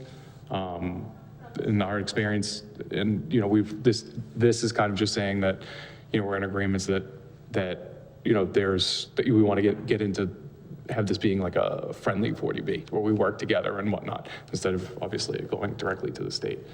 You're not approving it by this. This obviously would have to get vetted out through multiple engineers and everything. This isn't the end. You're not issuing the permit here. So this is, through the chair, more for the town and if you guys have information. So when this gets developed and we realize that people are walking on that very narrow road, we're going to have to install sidewalks and the town's going to be on the hook for that. Is there a trigger with an amount of accidents, amount of calls that we get? Like what's going to force in the future the town to need to put a sidewalk in that neighborhood? Well, I would expect those concerns to be addressed when it's before the ZBA. And certainly they would probably, I would assume, make a recommendation for the safety of the community or the residents, whether it be a sidewalk or, I can't speak for them. But I'm sure that's going to be raised at that level. And that's one of my concerns. I'd like to be able to speak when those proceedings happen. But again, I don't want to influence decision. I just want to make sure that what we may or may not believe or is agreed to here is has, and I don't know if we elect the chairman to speak at those, if that's something that happens, just to make sure that anything that we, again, hopefully it's written in here, but I don't see all that stuff written in here. I don't know the process. I am nervous about signing this for some of those concerns, but I will let others speak. Just be cautious, because we do appoint the ZBA, and even though you're not intending to influence, and when I was on the planning board, we had members of the Board of Selectmen come when we were doing the mall, and they had a very different point of view, which is absolutely any individual's right. But I don't know if this, obligates us to say nice things. I guess that would be a caution for me is, I don't think we're getting enough. I just, the sidewalk should be in here. There should be funds encumbered for a sidewalk for that road. That road, it's a safety issue, and the residents shouldn't have to pay for that. As to some of these, stormwater matters, perhaps we could strengthen the language, it's saying you have to prove that you can do these things, who are you proving it to? The ZBA, the state, who is it that ultimately is making a decision as to whether a road in the town of Auburn is not going to be harmed? So typically that would go through I don't know who the town uses for their engineer. Sometimes you have Graves Engineering, or we have a couple other, engineering firms that would review all that. Because obviously we wouldn't expect the town to just have our engineer do it and say, yeah, it looks great. Obviously we fully expect you guys to have a reviewing engineer, peer review, that would go through and obviously be paid for by us, but in your best interest, then they would review it. But I guess my concern is, where in these items does it say that you'll even do that? It just says that you have to do something, but what if you choose not to do it? Well, obviously the state and, the ZBA, once it gets there, if it doesn't work and, there's something that's a legitimate concern that would make it not work, then I would assume they would raise that and would go back to the state, but they would be the ones that would be doing that. I don't think they would just give us the permit without, if it didn't work. I guess in a general sense, Mr. Chairman, the ZBA has to oversee this project. That's their role. Yes. In state law. Does this even really belong in this document? Because we can't force them to request it. And where the proponent has made certain suggestions that this will do something to benefit the residents on that street. I don't know if that's true or not, but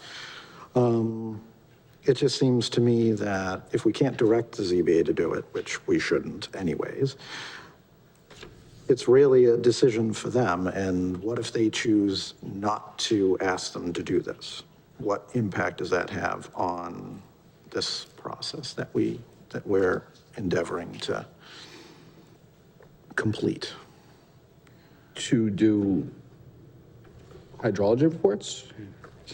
Well, this is specific to raising the road, widening the road. What if the ZBA looks at it and says, I don't think that's appropriate to widen the road. There's this or that reason. So again, this is, what are we getting here? We're not getting anything. The developer has made some suggestions that this is going to improve the lot of the folks on Perry Place and Perry Street. Yet we haven't.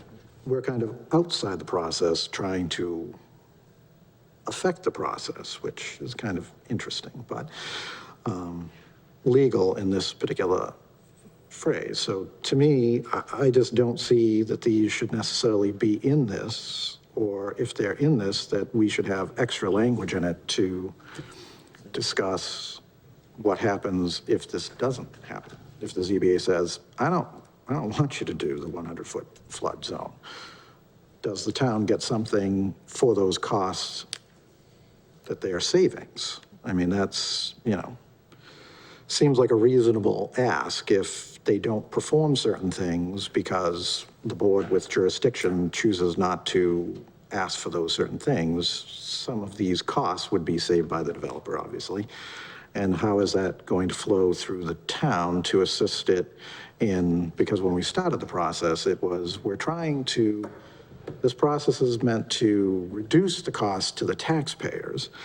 And there's really nothing in here that I see that is reducing the cost to the taxpayers. They're going to have to go to the Auburn Water District to get water through the city of Worcester. We don't have any impact on the water commissioners. That's a private thing. That's not a taxpayer thing. That's a ratepayer thing. So I don't see why that's in the contract, unless the water district has asked us to put it in there. And again, the additions to the road, I mean, to me, I'd be looking at, to Mr. Chambers' point, what can we do to this road, should it be widened, to make it more safe for the residents on the street, in that we understand many of our roads in town don't have sidewalks. And we're looking at a 1,200-foot, roadway with, we don't know how many cars are going to be on this road. And certainly I'm not fear-mongering, but, it's nice to have a sidewalk. I would think that would be more a savings to the residents than a questionable, ask for raising the road out of the 100-foot buffer zone. Again, because the ZBA is going to be doing this, and I don't necessarily feel that that's a benefit to the taxpayers one way or the other, because it's a private road. The taxpayers aren't on the hook to raise this 100 feet out of the floodplain. It's a private road. We're limited in what we can even spend on it to make it passable if we need to. So to me, that's not anything to the town, and maybe it is to the abutters. I don't know. It doesn't sound like they're particularly fond of the idea, one way or the other. But that's something that I just don't see where we're saving the taxpayers anything. We potentially could be saving the ratepayers of the Auburn Water District, and that is a big thing for the ratepayers there. But that's not our jurisdiction for this connection, which we don't even know how long that'll take to come into fruition, because it has to go under a railroad, which anybody who's dealt with railroads would know. You could be stuck there for 3 years before the railroad makes a decision one way or the other. So to me, some of these things, again, as it was presented to us at the beginning of the process, it was, we're trying to save the taxpayers money and trying to mitigate the costs to the taxpayers. But I don't see anything here that is really doing that. So that's my conundrum. In addition to, if we go to the ZBA and we sign this and we said, well, we think this is a good project, because that's all over the document. We think this is a good project. We think it's, something that we want.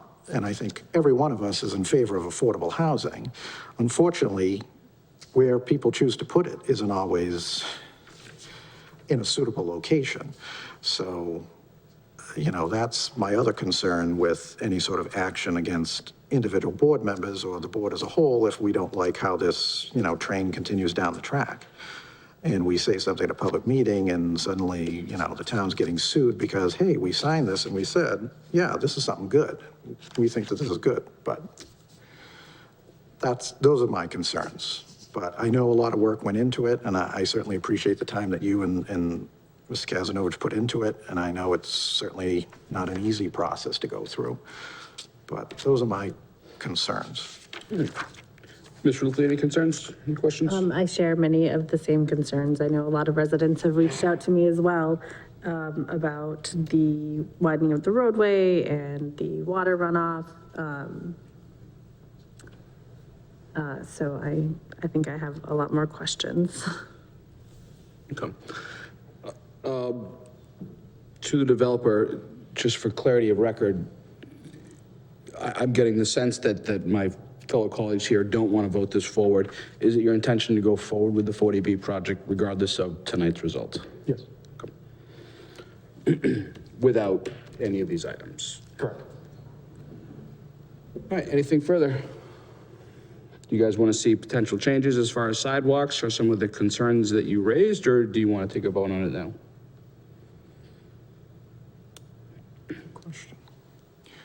I'm okay voting now. Is there potential for sidewalks? So when we spoke with the DPW, we told them, obviously, we have a certain width that, the right-of-way is within. Whether we do sidewalks or we widen the road completely, it really makes no difference to us. Really, whatever the DPW, whatever the boards would want. So I guess to answer your question, yes, open to it. But it would just be whatever DPW and everybody else, I think I'd get their input as long as, and with fire, because we did work with fire quite a bit. And I think that they felt as though there was a bigger benefit to widen the road more than there was to have the sidewalks, but, Okay. But to simply answer your question, yes, we would be open to sidewalks. Okay. Do you have anything else further to add? What was that? Do you have anything else further to add? No,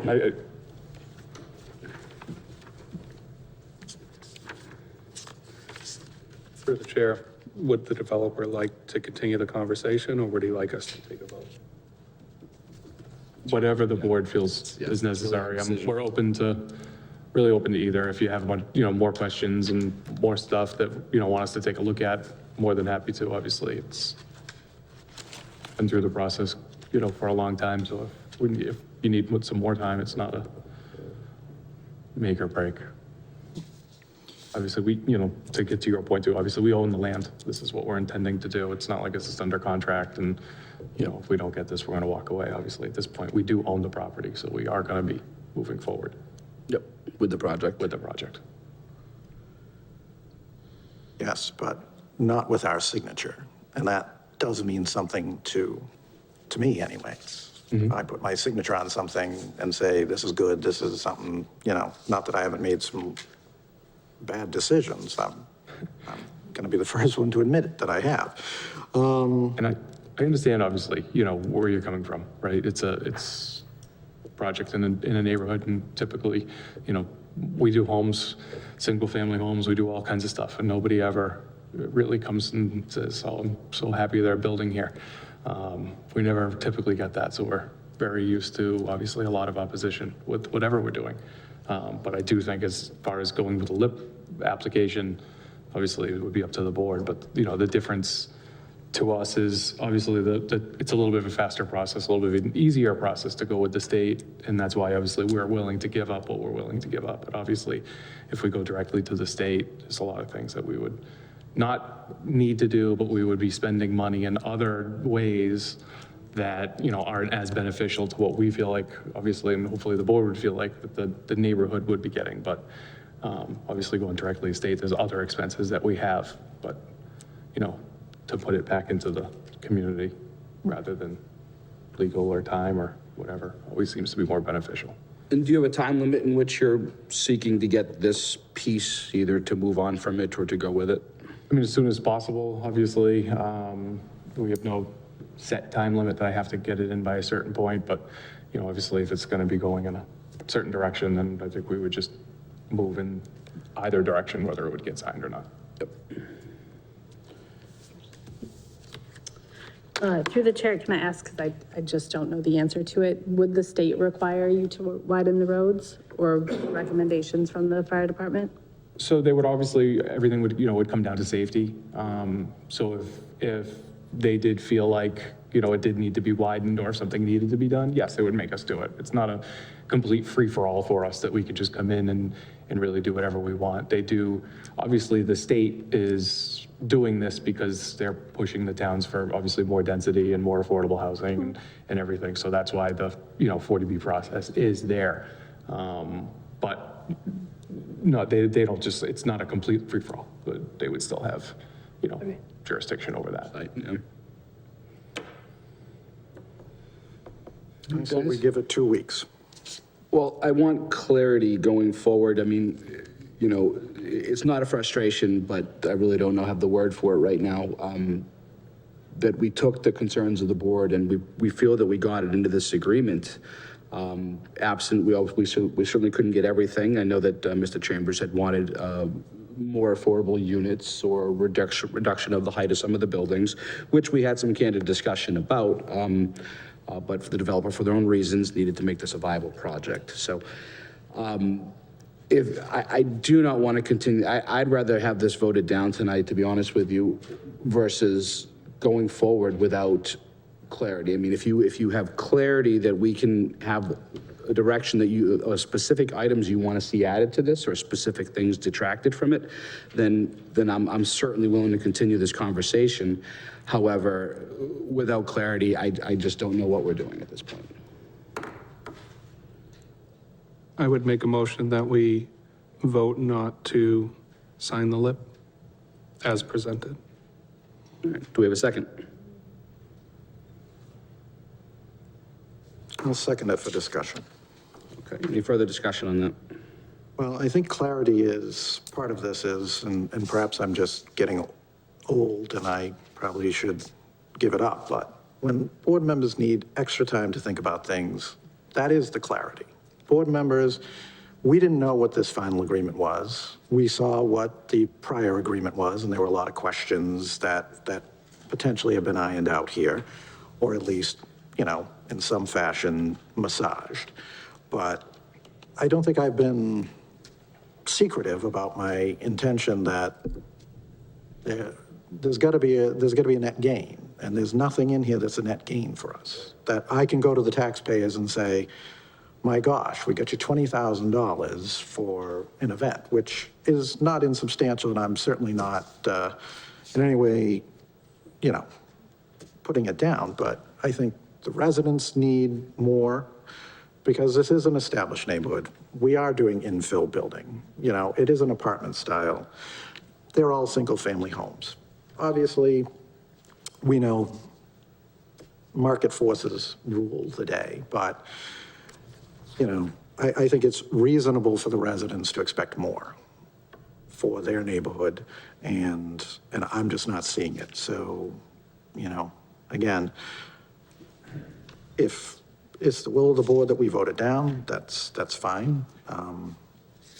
But I think if we give it 2 weeks and we have further conversations, who knows, you know?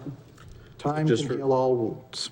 Reconsideration of as it exists, or do you have any recommendations for edits? Well, to me, the big thing is going to be the sidewalk. I'm going to be honest with you. The sidewalk is, and the screening should definitely, you know, again, I think the ZBA is going to do their best for that. But, you know, I do know some of the residents are very concerned about privacy, and the new residents on that street are going to be concerned about their privacy as well. You know, it's kind of a double-edged gift to each other that you don't have to kind of, you know, look at each other, I guess. I don't know. But, you know, that would be something that I would like to see. Sorry, I don't mean to cut you off at all. We do have, I'm sorry, I can't see which one it is. I know there is a Screening to plan abutters, attached, yeah, so, number 13. Okay. I did read Excuse it. me. Provide a landscape plan that will provide screening to abutters. The developer had expressed an interest that they did not really like your white vinyl fences. They didn't really feel that it gave that privacy that you speak of, and they felt that you know, natural screen. Is that correct? Am I saying natural? Yeah, so we typically really like to prefer to do a natural screen rather than just like a, you know, a white vinyl fence. You know, so if you go 6 feet or 8 feet with a vinyl fence, that's it, right? It doesn't obviously keep going, and it seems more of a harsh line when we're doing them. We're open to it, but typically what we like to do is just like a really thick, you know, trees and whatnot that'll continue to grow, you know, up and provide more privacy, you know, in the future. So we typically like to see that. Again, if there was certain spots you wanted a fence, we'd be obviously open to it. It's not a cost thing, it's because the trees that we're bringing in typically cost us more than what a fence is, because they're, you know, we're not buying them at Home Depot. You know, we're getting good sized trees. So we do typically like that over a fence, but if, a fence is something that you'd want in certain areas, I'm open to it, but would just prefer trees. Well, and I would say that we need some language in there about replacement, because as we know, you may plant the most lovely things and they may not go. So,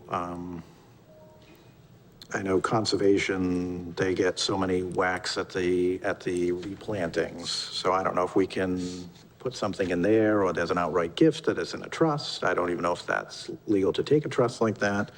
Probably put it into like obviously the docs or whatever of the project. I mean, we're going to own the project and maintain the project. Thinking when you're done and you're going to be managing the project, or at least that's your plan now. That's correct. But again, in the future, who knows what's going to happen? And so the concern with a fence, much like with natural screening, is what if you get a new owner and I don't like that. I'm just going to clear cut it. It's on my property and I can do that. So I don't know if there's an instrument that we can put in place that restricts that to remain, give some certainty to the residents. If there's some, agreement, leeway that has to be maintained in perpetuity at the cost of themselves or their, however many people come after them, that would, I think, might go some way to making things, for me anyways, a little more fair. If the residents want a fence, I would just say,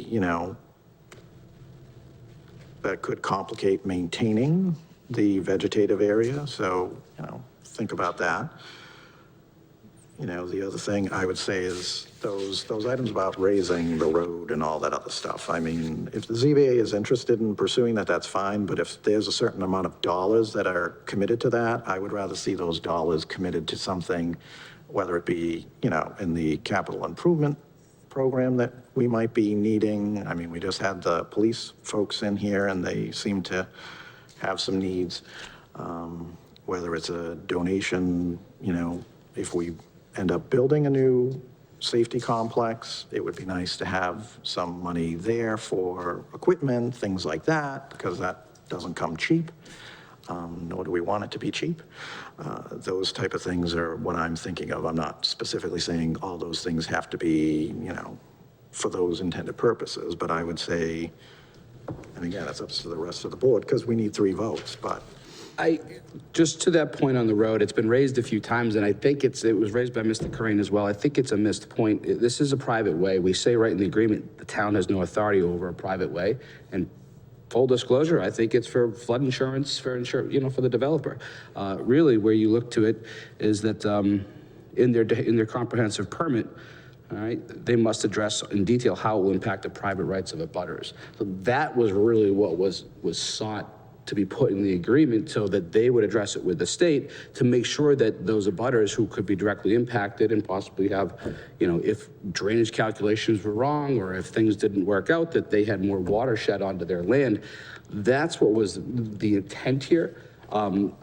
It's not just we negotiated for a road, because I would agree with that statement. I don't necessarily see what benefit the town gets there, especially where it would remain a private way. But again, we got some protections for the neighbors or for the abutters there. So through the chair, my bigger concern is the developer is clear that this is moving forward, whether or not we approve it or not. And I think I would rather approve it with what we have in place than allow it to go to the state and not have control over what may happen. The state may say you don't have to do anything for abutters. And then, so it's kind of a tough situation, but I feel like there's the opportunity that we would lose out on a lot that we have gained by going through this process. I would agree with that statement. Seeing the public come in here, seeing the push against this project, I've never once said my opinion on the project, whether I think it's viable, what might be, this doesn't really matter. To Sarah's point, can I make this project better for the residents of this town? That was my only intent here. Never to think that, you know, it's been said that if you approve this, the state automatically approves it. If you don't approve it, the state will automatically, that's not how any of these matters work. And what we have control over at this point in time is, do we want to mitigate the impacts for the residents? Whether it gets approved by the state, whether the developer runs into snags at the Conservation Commission or the ZBA, we don't have that control. So I don't know what that adds to the conversation, but I really think it needs to be said.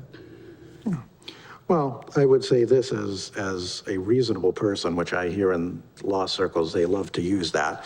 It's a good standard. If you're a reasonable person and you get a piece of mail from the proponent to the project and they say, I have absolutely every right to do whatever I want, how is that protecting the residents? That's not protecting them, because they're still going to have to go out and hire a lawyer to say the state is wrong, or they're wrong, or however, which, so to me, that's a civil matter, which really the town shouldn't necessarily even step into, because now you've got a precedent that you're saying, this is it, and at the end of the day, it's going to be an attorney that isn't in the employ of these folks saying, absolutely. I mean, absolutely, they have the right to do what they want. I'm not a lawyer, I don't pretend to be a lawyer, but, you know, as a general person, I'm not going to take their word for it that they can just come in and do whatever the hell they want to the road because, hey, they bought something at the end. And meanwhile, whatever improvements they make, these guys are on the hook to keep the road in a certain condition. I mean, I don't see that as a benefit to the people who live on that street.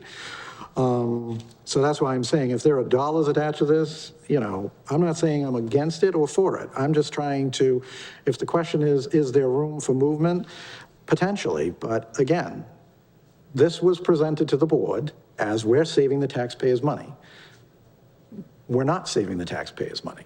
There's nothing in here that's saving us money, save $20,000 over a 5-year, which we wouldn't appropriate if we didn't have it anyway. So I'm all in favor of the donation. I'm not saying that, but that isn't what we advertised, I guess. So that's my concern. And, you know, the residents, you know, we had somebody else come in not too long ago saying the same thing. Well, nobody wants people, you know, building.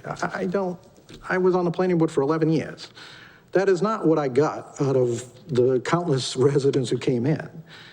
They want to understand the process. They want to understand how this is going to impact their life. They fully respect the fact that the developer has the right to develop their property. But they have concerns, and I don't see in here where we've addressed their concerns. So that's my second, you know, or third or fourth or whatever the heck we're at this point. So that's what I'm saying is, if we're going to do this, which I'm not saying I'm going to vote for it, even if we can do this, it's got to show what we're going to get for the people on Perry Street, which whatever that may be, and whatever we get, it's not going to be enough because this is not something that they want. And I understand that. But again, I don't see those, I don't read those in the same way that you two do, and that could just be a want of imagination on my part. So, you know, I certainly respect both of you and your opinions on that. But again, I just don't see it in the document. And, you know, get something for nothing. I mean, I'm just, again, this is your signature on a document. This is going to be, I just spent like a week or two going over old minutes trying to find something about Pinehurst Ave, which wasn't there. So, you know, we take and we hold a position of public trust. That does mean something. When we put our signature on things, that means something. It binds our community to doing something. So I do take that very seriously, and I know everybody up here does as well. So I'm not saying that as in any way that anybody else is doing that. Everybody's trying to do what they think is in the best interest of the town, and I fully respect that. But again, I don't see anything in here that we're saving the taxpayers. I just don't. So I don't know that signing off on this says that the other boards aren't going to do their due diligence. Despite us signing off on approving it, the other boards have to do their jobs too. I'm not even talking about them. I'm talking about us. I'm just saying in general, the ZBA has their prerogatives, and I have every faith that they're going to do their due diligence. That's not my concern. My concern is, when we started the process, we said we were going to save taxpayers' money. I don't see where we're saving taxpayers' money. I don't see where we're making that street more safe. To a degree, just like on Pinehurst Ave. For the fire truck to go up and come back, that's great. But for people who are living on that road, how do they get their kids safely to where they want to go? You know, there's vehicular safety, and then there's pedestrian safety. Sorry. So I guess, just to a couple points. Obviously, the water connection, that's a very expensive deal. I mean, I think when we initially agreed to it, I think we thought that it was going to be somewhere in the $300,000 to $400,000 range. I think it's probably the $500,000 to $700,000 range.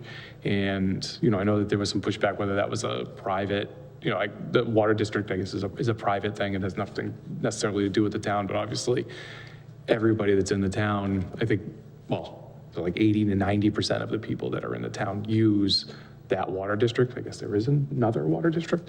So, but the majority of the town does use that. And obviously speaking with Jim Woods, and I believe he even sent a letter to the town too, to let everybody know that really is a big benefit to, I know that maybe not as the tax base, it's not a big benefit, but obviously everybody's water is going to be going up if we didn't do that, right? So there is a benefit there. And it is a big dollar figure for us. I think that knowing, like I said to Jim, I said, I wish we agreed to a number rather than a scope of work, because that was foolish on our part, but benefit to them. And then as far as the roadway and everything goes, it's a pretty tough road. It's not in great shape. Obviously, we would be widening it and paving it. So there is a benefit to them as far as that goes.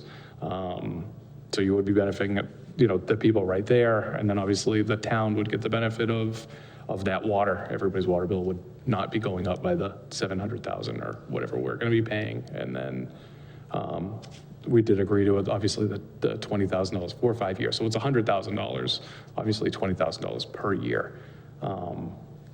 If you wanted to, obviously, I'm open to landscaping as far as if you wanted to put something in there as far as, us maintaining it and whatnot.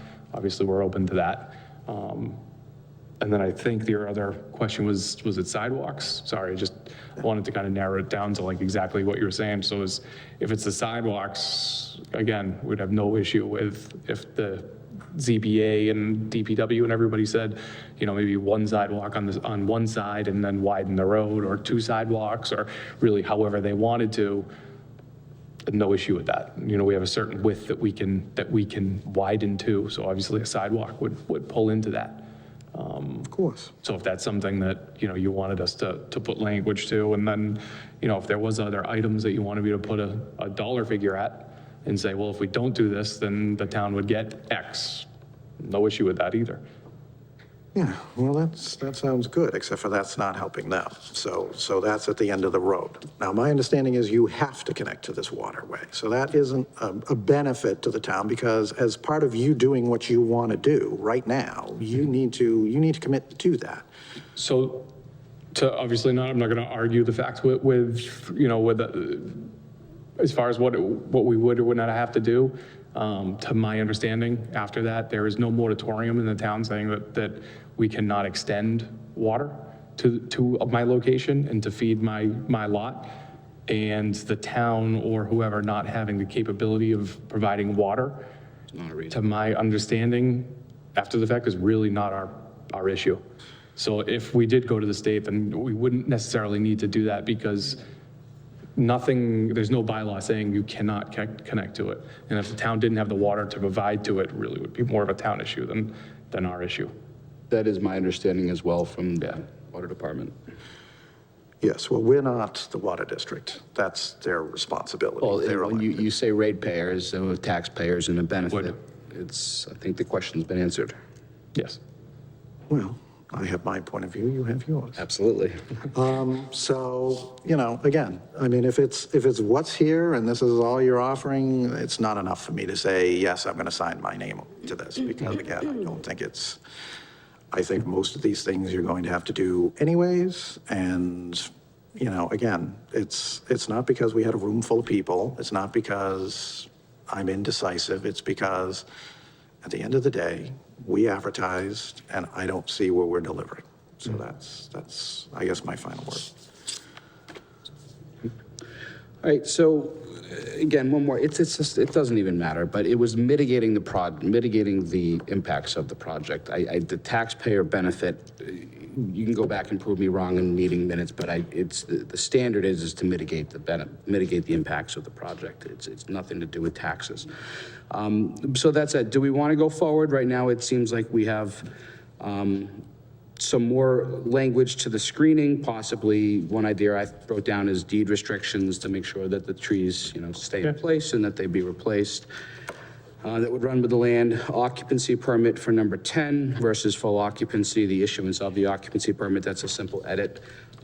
And would you guys want to see sidewalks if required by ZBA, or do you want to have a commitment to sidewalks in the agreement? There needs to be a commitment to the sidewalks. If required by the ZBA, don't you think that's fair? I think there needs to be a commitment to the sidewalk. Okay. My concern with that would be that if the fire department thought they needed the extra space on the road, while I like the idea of sidewalks, I would defer to fire. Okay. So through the chair. Mr. Chairman. Everything that I've asked for has pretty much been told that we can't ask for it here. So what are we getting in this agreement, except for our approval, which goes to the other boards? And yes, I fully expect them to do their work, but why do we look like we're supporting it when everything that I know I've asked for has been poo-pooed by rules, regulations, whatever?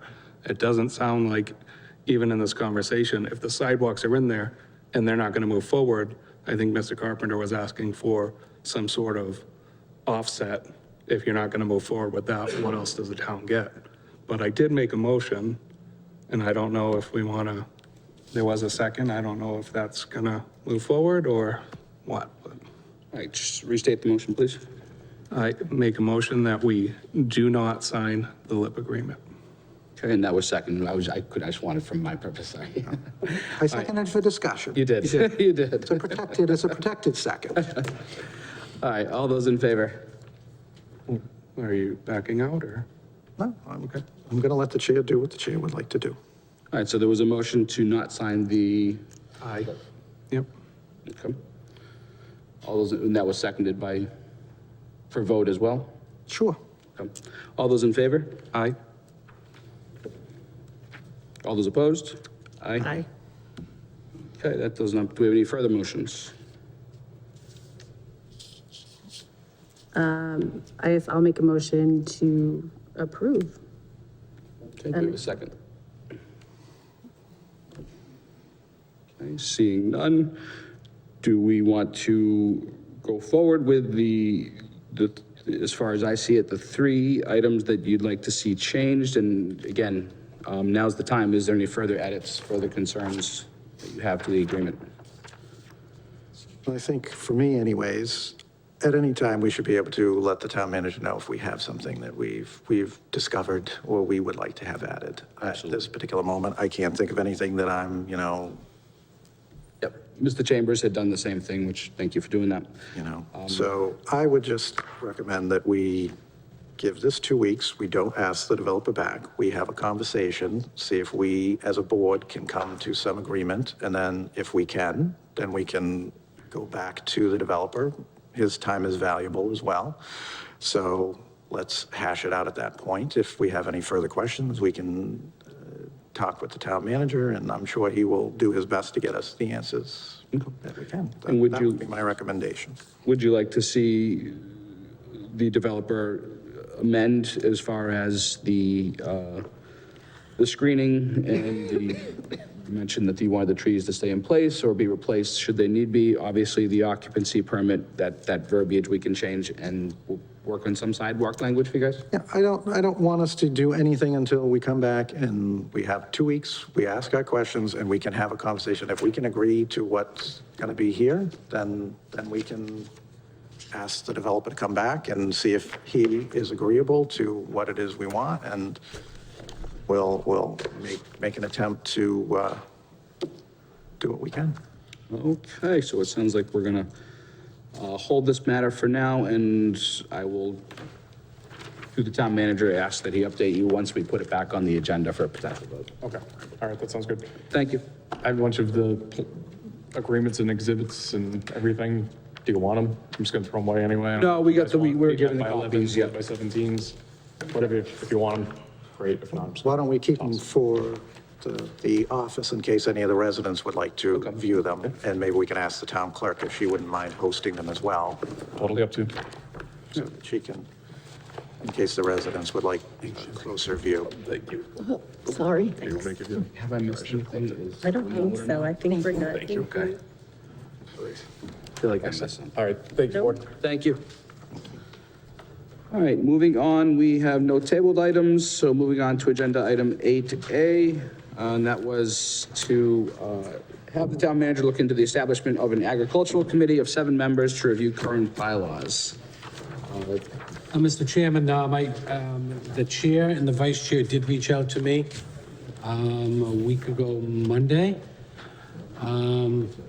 in the night of the volunteer recognition event. They didn't have a quorum, so they weren't able to discuss it. It is my understanding they're scheduled to meet a week from tonight, although it's a holiday, so I don't know if it carries on to the next day or whether it gets postponed for another week or two. So I don't know what their position is. I don't know if they're willing to take it on or whether or not they would suggest that we establish our own and then have them report back to the bylaw committee. Okay. All right, so we'll table So this I'll matter await for now. some additional guidance from them and report back to the board. Okay. All right, no minutes to review, so do we have a motion to adjourn? Can I just ask? Yes. All right. And just to say thank you to the town manager, the assistant town manager, the chair, and the, Mr. Chambers, as well as everybody who came to the event. It was wonderful. Yes. I think it was probably the best we've had, and it was wonderful to get to participate in it, so. Thank you for putting that on. That was a really good event. Went well. You put a lot of work into that, so thank you. All right, do we have a motion to adjourn? So moved. Second. All those in favor? Aye. It's a vote. Good meeting, guys.